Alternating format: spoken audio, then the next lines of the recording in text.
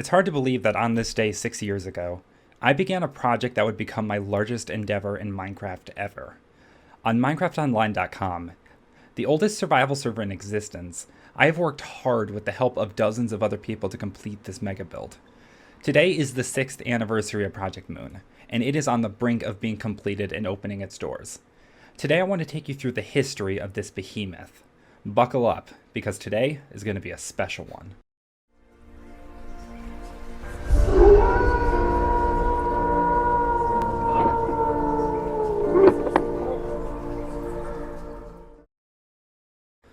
On July 2nd of 2016, I joined MCO, and after being enthralled by its history, I decided to embark on a journey to a distant region by foot. The old Rules Hall was a place visited by everyone, but only a small percentage of people had seen its exterior. If somehow 100 episodes of the series hasn't made it obvious, I absolutely love exploring the server, and that was exactly my plan. 2 days later, on the 4th, I was inspired to create an underground vault city. Originally, I took design inspiration from the City of Ember and Fallout's vaults, but it quickly took on a style of its own. I started carving out the future entry point, and the following day I brought in my best friend Mr. Fudgy to help. As work continued, despite us having stone tools in an era of horrible block lag, name ideas began to circulate. Originally, I wanted to call it the Lunar Star, some weird amalgamation, but after some long discussion with Fudgy, we settled on the Lunar Vault. The construction itself would be called Project Moon, and from very early on I began keeping records of our progress on the wiki. On July 7th of 2016, we completed the main tunnel and plans for the layout had been drawn. Obviously not to scale, we decided on a large village room, a farm, mineshaft, disco room for some reason, garden, nether room, and a glass dome we called the Inverse Aquarium.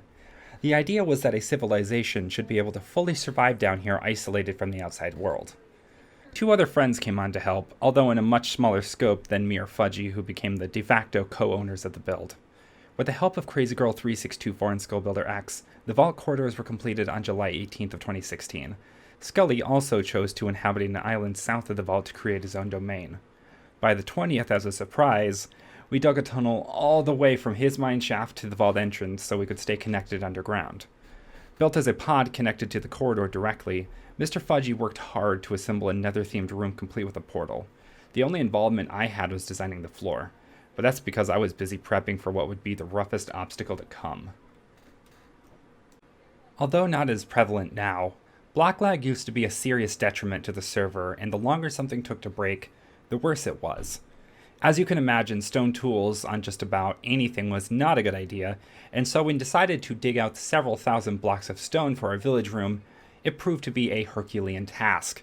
Way worse than you would imagine. We started by digging the border and then worked our way from the top down. However, mixed with some burnout, external projects, and a lot more progress would slow considerably over the next year. After the help of several individuals, most notably Bobby Slag, who brought some diamond gear and a beacon to the party, was finished following year's end. Skarkla72 took the lead on layout and construction, later to be advised by Fudgy to help add some contrast to the palettes.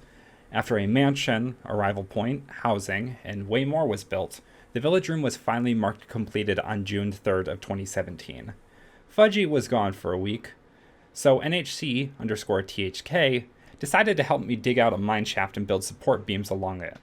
Fudgy returned, overall happy, but completely rebuilt the staircase because of personal OCD reasons.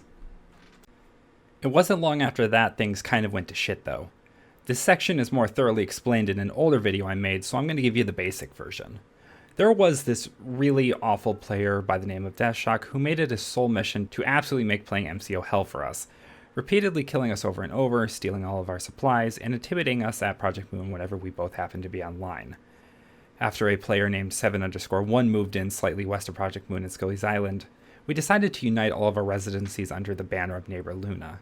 We began construction on an above-ground infrastructure to connect them all. We built a special centerpiece and established a cobblestone skeleton despite the hell Death was wreaking. His incitement brought 2 more players against us, though. Bill Shields and Pepsolman, who created a racist and largely offensive town right above and in the way of Project Moon. Diplomacy was not an option, and at the time the admins seemed to not care about the addition grief because of rule technicalities. Project Moon was essentially dead in the water, and there was no way to continue with them invading our land, and the negative attention the imagery above contained would drive anyone else away from moving in. Weeks went by, with us struggling to find a reason to stay with the server, and N-Town progressing further into our territory.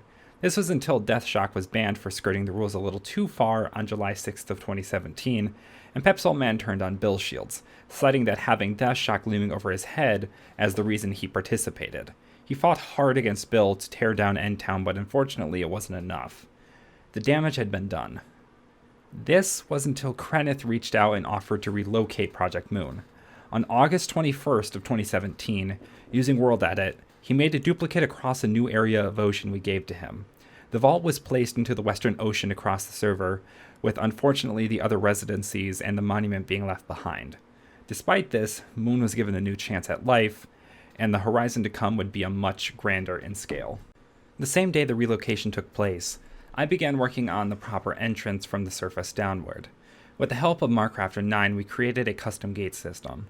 While this was going on, we also began to lay out plans for where Project Moon would be going. Feeling liberated from N-Town and the restrictive ocean of the east, Mr. Fudgy made the daunting decision to go several times larger than the old neighbor Luna. Scully was returning and taking over a new island, but the decision was made to remake Neighbor Luna as a city. A quadrant was to be given to him while the rest would be populated by houses. Fudgy became really interested in working on Neighbor Luna, while I didn't want to forget about the vault beneath. And so the decision was made to assign lead roles. Fudgy would take charge up top while I focused my efforts down below. We would continue to contribute to the design language of each other's areas, but the primary building would be individually led. In the early days, Fudgy began building large-scale circles for each of the major circuit roads, and I worked to widen them.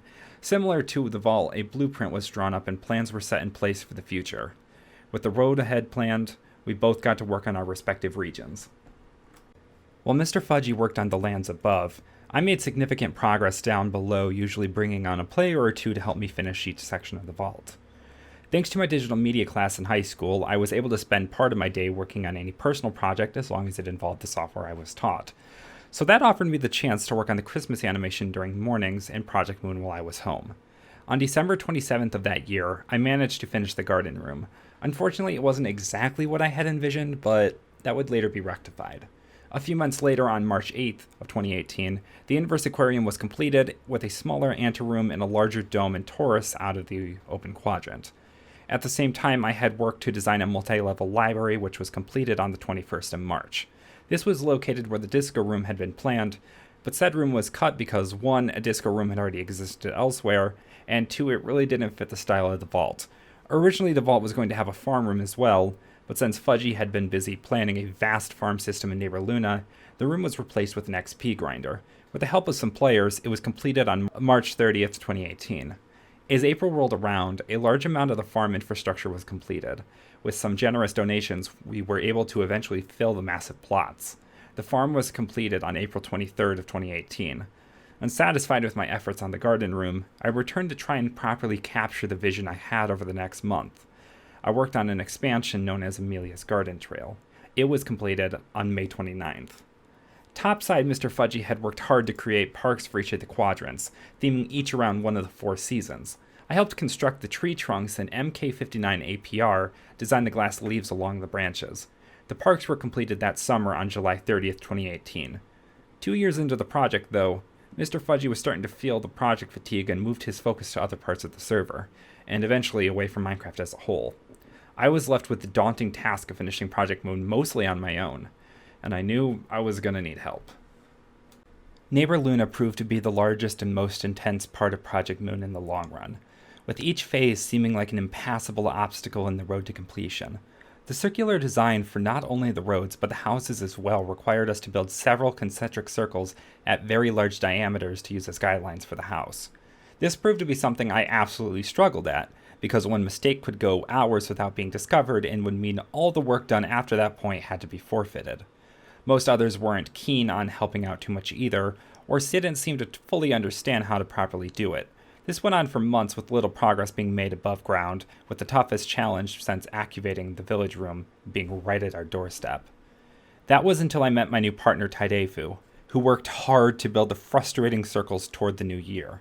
I worked on the lines that would separate the houses and eventually return my focus to the vault below. On January 22nd of 2019, the circles were completed. A month later, I finished the smeltery in place of the planned storage room for a couple of reasons. Mainly keeping a vault of items in the middle of a public facility really didn't seem like a good idea, especially after our experience with Deathshock.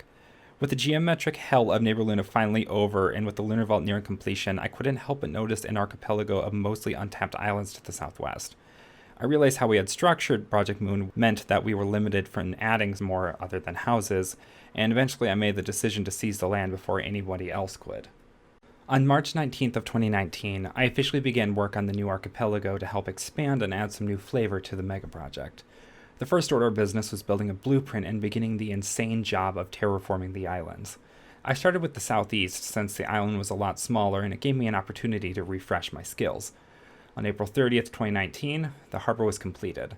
Not without problems, though. A second land feud was very reminiscent of the original took place thanks to a player by the name of Calirad building a giant Nazi Bambi directly in front of the harbor, mere blocks away from the docks. The temporary solution was to build a giant wall and block it out of sight, but eventually it was sunk under the ocean and eventually removed entirely. Moving north, I spent the summer focused on terraforming the large hub island, which took over a week. After the makeover, progress continued with a giant warehouse-style building and dozens of custom trees. It was one of the most enjoyable yet large conversions I had ever undertook, and I think the final results speak for themselves. I also branched in between the islands and recreated a statue originally built on a now-defunct original Crafting Madness server. This region was completed on August 9th of 2019. The archipelago continued throughout the rest of the year with islands for embassies being terraformed and the fishing hunt being replaced with an official Anna Tree Island, completed on September 3rd. September 21st saw the addition of a moon house, a fictional cousin to a lighthouse that sits upon the only artificial island in all of Project Moon. To finally close out this massive venture away from Neighbor Luna, I worked on connecting the Mushiana boat route up to the harbor and throughout the island chain up north. With the archipelago coming to a close, it was finally time to set our sights on finishing Project Moon. Neighbor Luna had waited long enough, and it was time to get to work. 2020 was a rough year for a lot of reasons, many of which have been explained on my channel, but before that I had worked hard to lay out the housing foundations. Over half a dozen people came to my aid, and we pushed out them by the time I entered production for the 2019 Christmas animation. On November 2nd, they were completed, and I spent time animating the fourth entry into the Merry Christmas Freedonia series. Afterwards, there was a major shakeup in 2020. Faced with some monumental real-life problems and a bitter taste in my mouth after being demoted from the staff team, I took a hiatus from the server for several months. While I was gone, I joined Build the Earth, but later returned to Freedonia after trying to find my footing. While there was no major progress on Neighbor Luna, a lot of polishing took place. Some new projects even started, and other ones planned ahead. The only new addition was the walls of the houses started to work their way up into the sky. After finishing up my large Christmas animation for 2020, though, new sites were set for 2021. Exploring Freedonia would enter its fourth season, but there would be a shakeup to the formula. The goal? To finally finish Project Moon and open its gate by year-end. Season 4 of Exploring Freedonia, the Moon season, kicked off 2021 with the promise to focus a large effort on finishing Project Moon. I worked detailing some of the already constructed walls and building roofs for the homes. This continued for a good while, although progress was slow going. Eventually, I was faced with the tough decision near year's end. Despite the major progress, it was evident that it was going to be pushed into 2022. So I decided to cut the season a little short and released a mid-season finale hinting at some of my future plans. In the background, I had begun revamping the lore for Project Moon with hope to eventually create animations telling the story. I had another announcement too. I had obtained a world download of Project Moon, meaning that progress would be way easier to get going forward with the ability to use schematica, and animations would now be possible. In March, I was approached by a player named Georgeman who wanted to commit himself to Project Moon. It had been years since I had another major contributor, and I happily welcomed him aboard.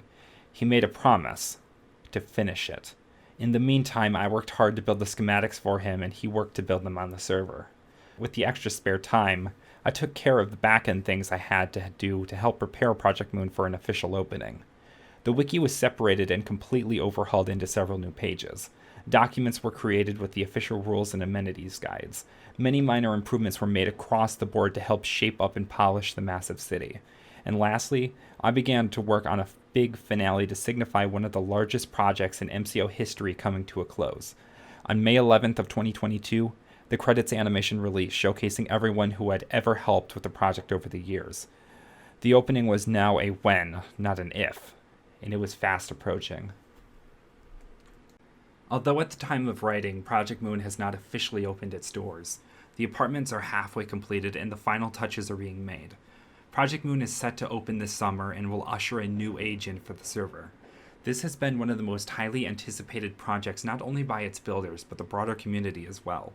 Even though Fudgy has long since left Freedonia and Minecraft behind altogether, he has expressed interest in seeing Moon upon completion, something I and so many others have spent hundreds of hours on in years of our lives. It has been a long time coming, and it's almost hard to believe. Today is the 6th anniversary since we started Project Moon. There is a big future, and the legacy of this behemoth has only begun. I hope to see you soon on the floating city. But until next time, guys, peace out.